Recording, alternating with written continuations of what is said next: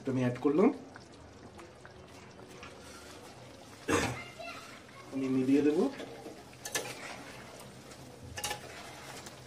আজকের পেঁয়াজ আর আদা আর রসুন এটা আমরা ইউজ করব। মাটির আলু, এটাকে বলে মাটির আলু। তো এটা ছাড়াও ভাজা মশলা দিয়ে কিভাবে ডিম কারি করা যায় সেটা দেখবার জন্য আপনাদেরকে এই ভিডিওটা পুরো শেষ পর্যন্ত দেখতে হবে।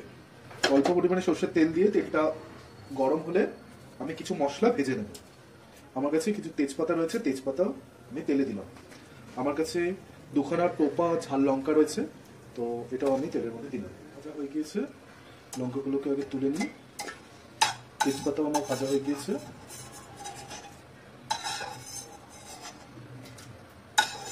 তেজপাতাগুলোকে তুলে নিলাম। মতন 1 চামচ গোটা জিরে দিয়ে দেবো, পরিমাণ মতন গোটা ধনে।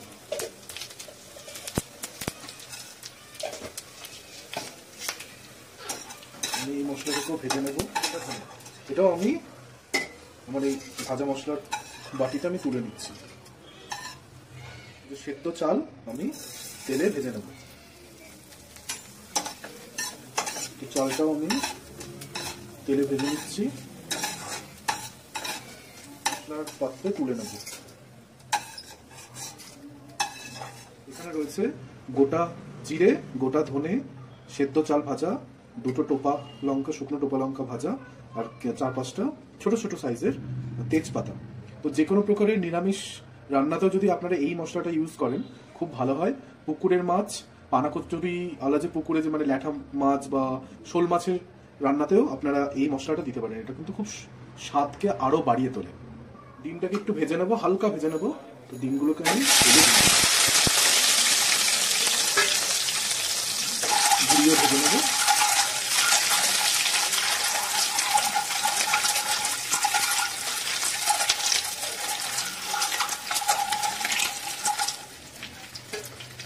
ভাজা মশলাটা কিভাবে আমরা ইউজ করছি সেটা দেখবার জন্য আপনাদেরকে কিন্তু একদম শেষ পর্যন্ত দেখতে হবে। ভাজা মশলাটা আমরা শেষেই অ্যাপ্লাই করব, তার একটা সময় আছে, কোন সময় অ্যাপ্লাই করবো সেটা বলে দেওয়ার জন্য আপনাদেরকে শেষ পর্যন্ত দেখতে বলছি। তো ডিমটা একদম ভাজা হয়ে গিয়েছে হালকাভাবে। তেলটা দেওয়ার পরে তেলটাকে গরম হতে দেবো। অল্প পরিমাণে হাফ চামচ জিরের ফোড়ন দেবো, গোটা জিরে। আর খুব সাবধানে মাটির আলুগুলোকে এর মধ্যে দেবো।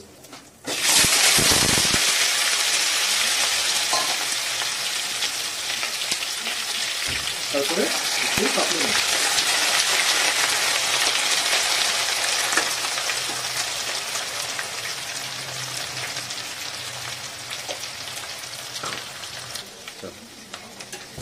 তো এটা আলুটাকেও আমার একটুখানি ভাজা, অল্প জাস্ট একটুখানি ভাজা হয়ে গেল, মানে স্যালো ফ্রাই যাকে বলে। তো একটু লাল হয়ে গেছে। তো এরপরে আমি কি দেবো, এরপরে আমার কাছে রয়েছে একটা টমেটো কুচি করা রয়েছে, ডালখানা করা রয়েছে, সেটা দেবো। আর আমার কাছে 3টা লঙ্কা রয়েছে, লঙ্কা দেবো, কাঁচা লঙ্কা। আর আমি ইউজ করবো একটু টমেটো, এর মধ্যে রয়েছে টমেটো আর কাঁচা লঙ্কা বাটা। তো এটাও আমি এর মধ্যে দিয়ে দেবো।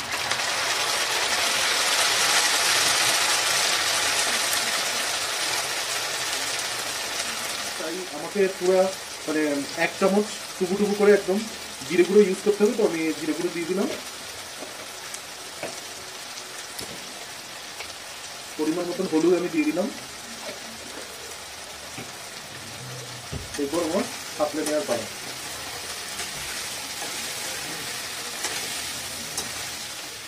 1 চামচ নুন আমি দিয়ে নিলাম।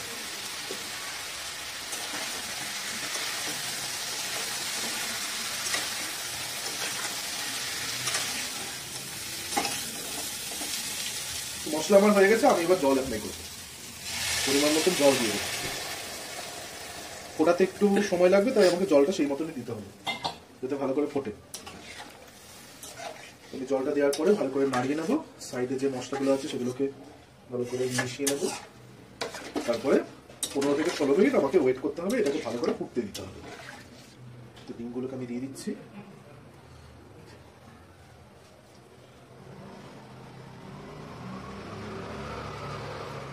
জলটা অনেক টেনে গিয়েছে। তো এই হচ্ছে আমার ভাজা মশলা। এর মধ্যে রয়েছে তেজপাতা ভাজা, গোটা জিরে, গোটা ধনে ভাজা, আর রয়েছে দুটো বড় বড় গোল শুকনো লঙ্কা, যেটা আমি অ্যাড করবো লাস্টে। আর রয়েছে চাল ভাজা, এটা আমি অ্যাড করলাম। আমি মিলিয়ে দেবো।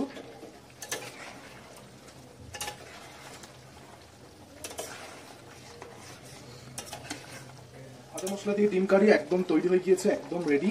তো এই ভিডিও এখানেই শেষ করব, কিন্তু শেষ করতে করতে আপনাদেরকে যে রিকোয়েস্টটা করে যাব, আমাদের পেজ যখন আপনাদের সামনে আসছে আপনারা অবশ্যই আমাদের ভিডিওগুলোকে শেষ পর্যন্ত দেখুন।